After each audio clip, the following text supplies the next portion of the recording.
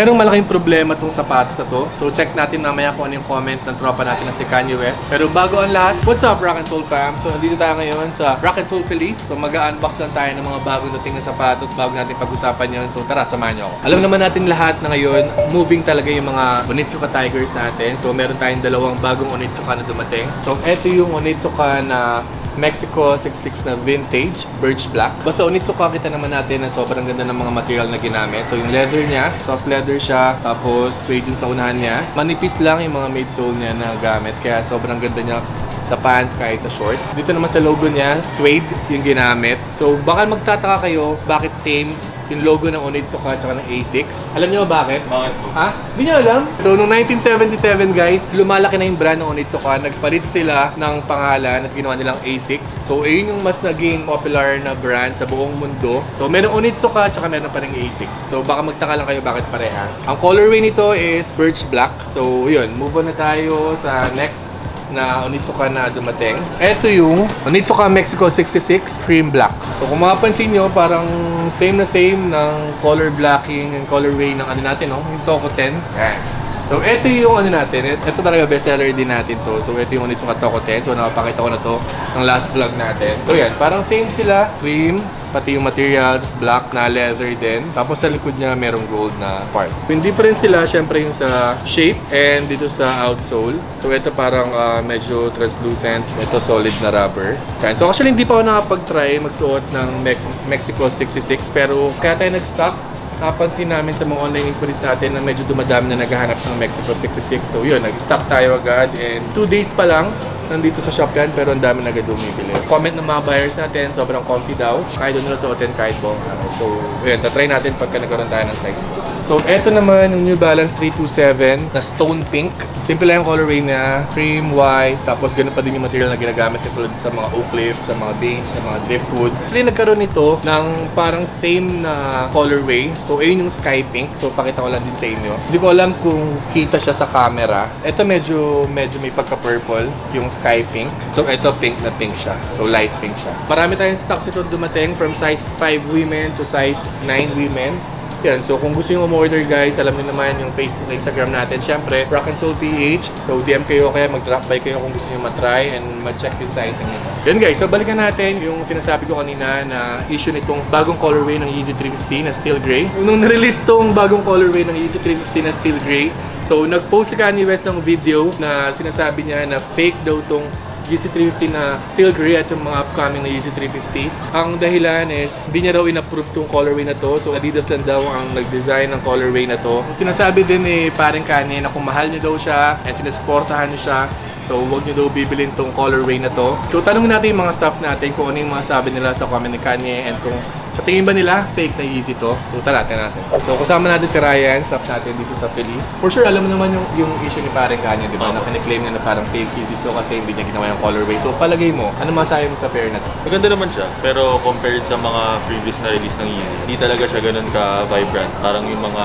beluga, carbon beluga. Kasi may orange yung ganun. Opo. Pero okay pa din naman. Kung ako may chance na bibili ko pa rin naman. Ba't ka bumibili ng Yeezy? Dahil fan ka ba ni Kanye or sa design and sa comfort ng sapatos? Comfort-wise ako, sir. Since mostly kasi na sapatos ko is Dunks tsaka Jordan 1. So pag mag-Yeezy ako, mag-doon ako sa comfort. So tanongin natin yung isa nating staff, si Kyle. Kyle! Ito guys, pamangkin ni Kanye ito. So bilang pamangkin ni Kanye West, ano masabi mo sa sapatos ako? Sumula lang hindi na dumalaw si Kanye.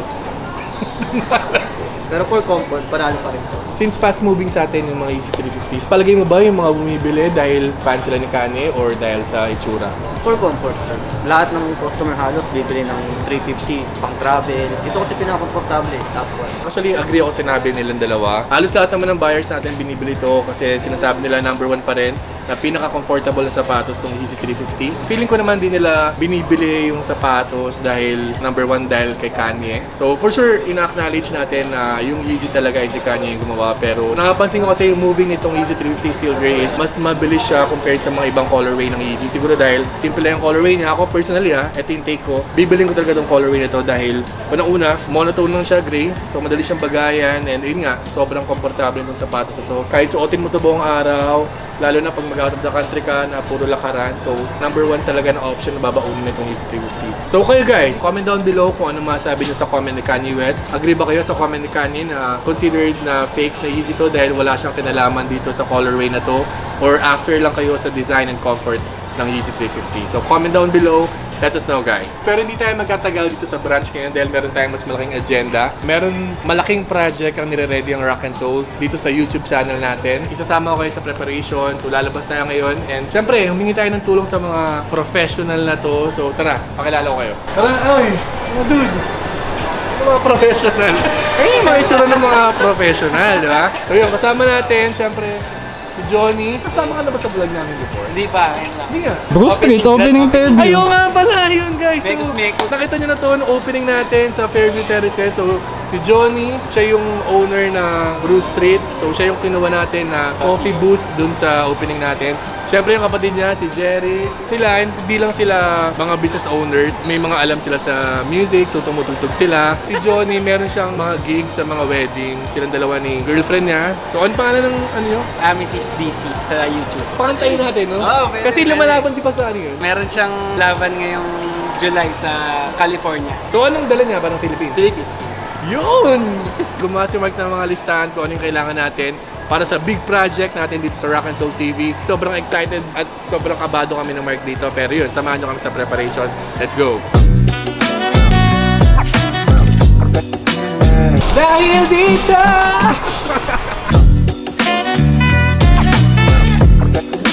So dito na ngayon sa JB Music, check lang tayo ng mga kakailanganan nating gamit para dun sa sinabi ko kanina na big project natin. So kung mapansin nyo, yung bagong project na sinasabi ko is may involved na music. So tara, ikot muna tayo and magtanong din tayo sa mga staff kung ano yung mga kailangan pa natin.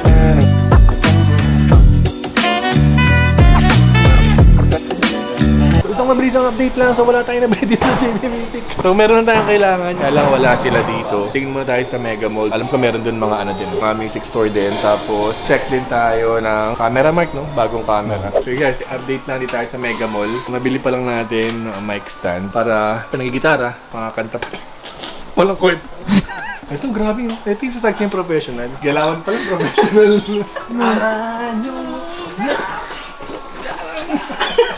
So ngayon pupunta tayo sa Audiophile tsaka sa Yamaha. Hinahanap lang natin, yun pa din, yung XLR 2PN. Para makanta na natin yung ano, no? Kantang-kanta na ako. So ito guys, ito lang yung hinahanap natin. So nagpunta tayo sa JB Music sa may EDSA tapos sa baba. So dito, sa anong shop to? Listening. So tayo tatlo. Ito wala nang discount to ha. Kahit may vlog, wala. Medyo. Sige ate, okay na yan. Thank you ha. Update lang dito tayo ngayon sa ano, sa camera house. Bilang tayo ng second cam natin. So ito na lang yung napili ni Mark. Kaya kunin na natin. Kuya, paano kung isa nito? Yung medyo malamig ah. Para soft drinks lang eh.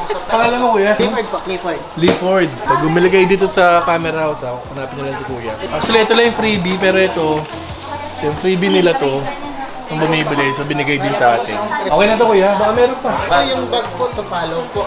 Paano yun? Ubusan na. Advice po namin kay sir pag camera na. Baka pwede kahit ano na lang, yung road na lapel.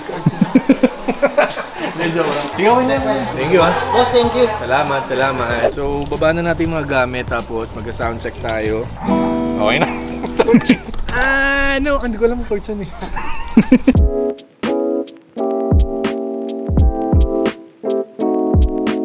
Hello. Ngayon guys, so update lang. So, chinek natin yung mga binili natin mga gamit. So, for sure may idea na kayo kung ano yung sinasabi ko mula kanina pa na malaking plano namin ni Mark, malaking project namin for Rock and Soul TV. Involve yung music. So ganito siya, magkakaroon tayo ng Rock and Soul sessions and stock room sessions. Mag-invite tayo ng mga artists, tutugtog sila, feature natin dito sa YouTube channel natin. So kung meron din kayong mga request na artist, comment down below. So pwedeng mga sikat na ng mga artist or mga nag-start pa lang ng mga artist. So lahat welcome. So ang goal nitong project namin is to support and promote OPM. Excited kami ni Mark and at the same time medyo kinakabahan talaga sa project nito. Pero sana ma-execute namin ng maganda and sana ma-enjoy nyo. So hindi lang tayo manatali Mark sa banda, no? Kahit anong mga artist, banda, rappers, so lahat welcome dito. So pwede rin kayo mag-DM kung gusto nyo na exposure, syempre, sa Facebook, Instagram namin para ma-feature namin dito sa Rock and Soul Sessions. So, check ni Mark kung gumagana ba yung iniisip niyang gagana na pag-record ng video and audio. And kaya bumili din tayo ng isa pang camera, syempre hindi lang to audio. So para siyang wish bus, pero dun gagawin sa Rock and Soul.